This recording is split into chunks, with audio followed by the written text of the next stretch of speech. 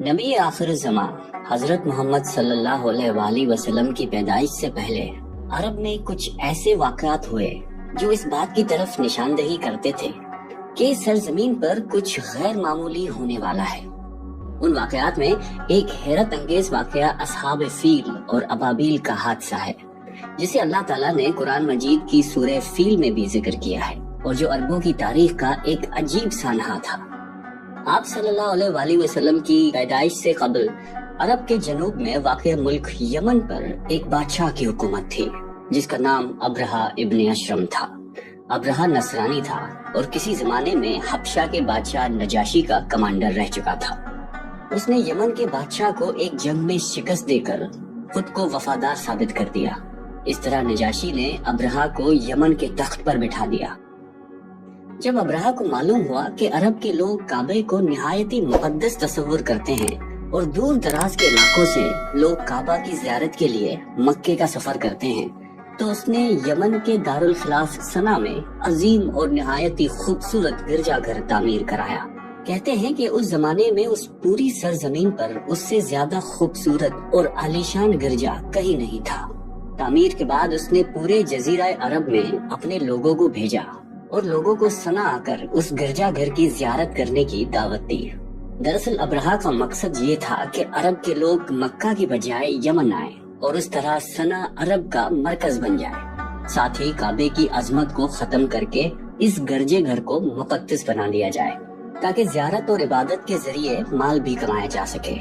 जब अरब के लोगों को उनके इरादों का इल्म हुआ तो वो बहुत गुस्से में आ गए। बावजूद उसके कि अरब के बेशतर कबीले मुशरिक थे, मगर वो काबा शरीफ की बहुत ही इज्जत और एहतराम करते थे क्योंकि ये जगह हजरत इब्राहीम अलैहिस्सलाम के आसार और मकाम से मंसूब था। लिहाजा मुशरिकीन अरब ने अब्रहा के इस अमल को अपने दीन के लिए खतरा जाना। खासकर कुरैश मक्का उससे बहुत ज्यादा खाइफ हुए। लिहाजा बनु कनाना का एक शख्स गुस्से में यमन गया और एक रात उस गिरजे घर में दाखिल होकर उसके एक हिस्से में आग लगा दी, जबकि दूसरे हिस्से में नजासत और गंदगी फैला दी। जब अब्रहा को इसकी खबर मिली तो उसने अपना सब्र खो दिया और कसम उठाते हुए कहा कि वो अपने इस इबादत खाने की तौहीन का बदला काबे पर हमला करके लेगा। लिहाजा उसने हबशा के बादशाह से मदद तलब की और हाथियों का एक अजीम लश्कर मंगवाया और लश्कर समेत यमन से रवाना हुए ताकि काबे को ढेर करके उसका खात्मा कर दे। इधर अरब के तमाम कबीले अब्रहा के खिलाफ उठ खड़े हुए और उसे शिकस्त देने के लिए मैदान जंग में कूद पड़े, लेकिन अब्रहा की इस अजीम लश्कर के आगे अरब का हर कबीला शिकस्त खाता चला गया। बनु सलीम, बनु गुफ्तान, बनु असद और बनु सतीर जैसे बहादुर कबीले भी अब्रहा के आगे हथियार डाल गए। जब अब्रहा का लश्कर ताइफ के करीब पहुंचा तो उसने एक दस्ता मक्का की तरफ रवाना किया। जब वो दस्ता मक्के के करीब पहुंचा तो वहाँ ऊंट देखे, लिहाजा उन्हें गनीमत समझकर अपने कब्जे में ले लिया। ये ऊंट कुरैश मक्का के सरदार जनाबे अब्दुल मुतल्लिब के थे, जो हजरत मोहम्मद सल्लल्लाहु अलैहि वसल्लम के दादा थे। जब ये खबर जनाबे अब्दुल मुतल्लिब को मिली तो आप मक्के से बाहर आए और जहां अब्रहा का लश्कर ठहरा था वहां जाकर अब्रहा से मुलाकात की दरख्वास्त की। जब अब्रहा को मालूम हुआ कि कुरैश का सरदार उससे मुलाकात करने के लिए आया है तो उसने आपको अपने खेमे में बुलाने की दावत दी। जब हजरत अब्दुल मुतल्लिब को देखा कि एक बुलंद कामत, रोबदार और निहायती हसीन और जमील आदमी है, तो अब्रहा आपको देखकर मरहूम हो गया और बेइख्तियार तख्त शाही से उतरकर आपकी ताज़ीम और तकरीम के लिए उठ खड़ा हुआ और अपने बराबर बिठाकर दरियाफ्त किया कि आपकी तशरीफ आवारी का क्या मकसद है। जनाब अब्दुल मुतल्लिब ने जवाब दिया कि हमारे ऊंट और बकरियां वगैरह जो आपके लश्कर के सिपाही हांग लाए हैं, आप उन सब मवेशों को हमारे सुपुर्द कर दीजिए। ये सुनकर अब्रहा ने कहा कि ए सरदार कुरैश, मैं तो ये समझा था कि आप बहुत ही हौसलामंद और शानदार आदमी हैं, मगर आपने मुझसे अपने ऊँटों का सवाल करके मेरी नजरों में अपना वकार कम कर दिया है। ऊँट और बकरी की हकीकत ही क्या है? मैं तो आपके काबे को तोड़ फोड़ कर बर्बाद करने के लिए आया हूँ। आपने उसके बारे में कोई गुफ्तगू नहीं की। हजरत अब्दुल मुतल्लिब ने कहा कि मुझे तो अपने ऊँटों से मतलब है। काबा मेरा घर नहीं बल्कि वो खुदा का घर है। वो खुद ही अपने घर को बचा लेगा। मुझे काबे की जरा भी फिक्र नहीं है।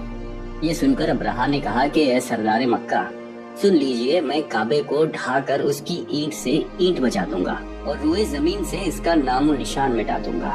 اس کے بعد ابرہہ نے تمام جانوروں کو واپس کرنے کا حکم کر دیا اور عبد المطلب تمام اونٹ اور بکریوں کو لے کر مکہ واپس چلے گئے۔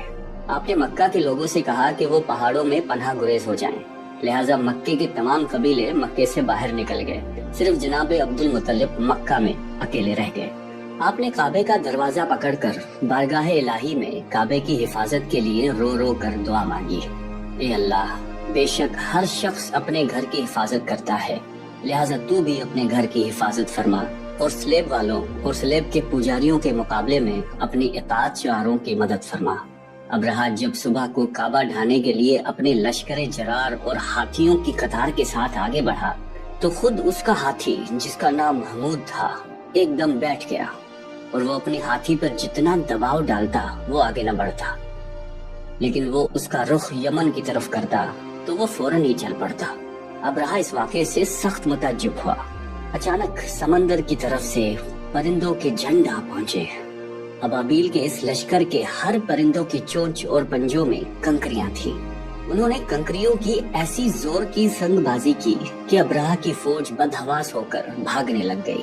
یوں تو کنکریاں چھوٹی چھوٹی تھی، مگر وہ قہر الہی کے پتھر تھے کہ پرندے جب ان کنکریوں کو گراتے وہ بھاری بھرکم ہاتھی کے بدن سے چھید کرتے ہوئے زمین پر گرتے تھے۔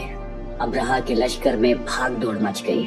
ابابیلوں کی سنگ باری اللہ کے قہر و غضب کی ایسی مار تھی کہ جب کوئی کنکری کسی ہاتھی کے سر پہ پڑتی تو اس پر سوار آدمی کے بدن کو چھیدتی ہوئی ہاتھی کے بدن سے پار ہو جاتی تھی۔ ابرہہ کے فوج کا ایک آدمی بھی زندہ نہیں بچا اور سب کے سب ہاتھیوں سمیت اس طرح ہلاک و برباد ہو گئے اور ان کے جسموں کی بوٹیاں ٹکڑے ٹکڑے ہو کر زمین پر بکھر گئے۔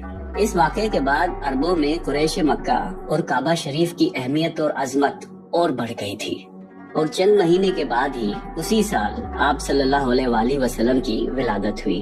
یہ سال عام الفیل کا سال کہلایا جاتا ہے۔